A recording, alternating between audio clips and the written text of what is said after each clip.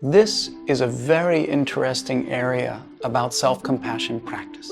When people learn about and begin to practice self-compassion, there's a common set of doubts and fears that people experience about practicing self-compassion. We call these the myths of self-compassion. And in a moment, I'll explain more about why we call them myths.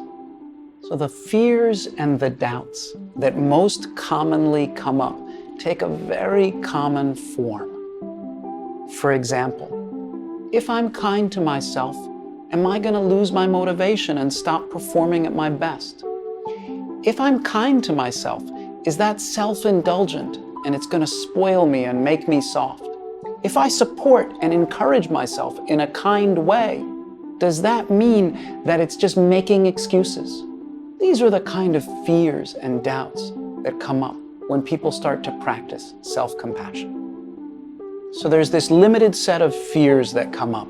And we see these same fears across culture wherever people start to learn and practice self-compassion. And there's two things that are very interesting about this that I want to share with you.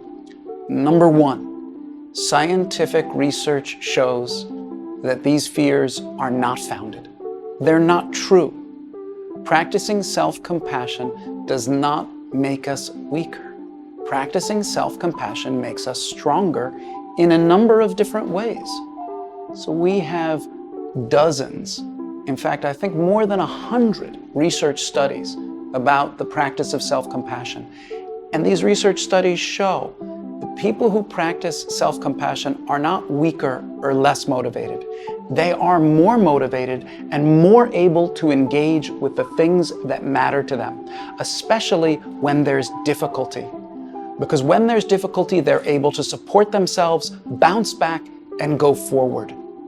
The research shows that people become more resilient and more able to deal with difficulty. When you practice self-compassion, you will have less of something.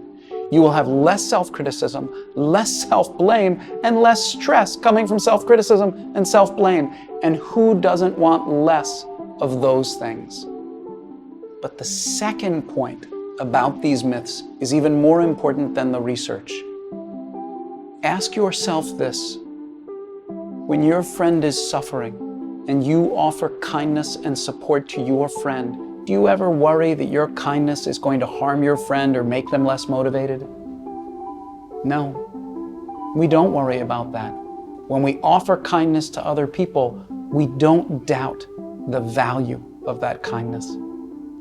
The mind only does this when we try to give kindness to ourselves. It appears to be part of our human nature, part of having a human mind, is that when we offer kindness to the people we care about, we don't have fears and doubts about it.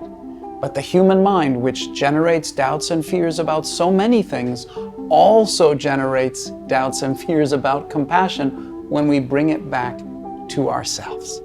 And that's why we call these things the myths of self-compassion.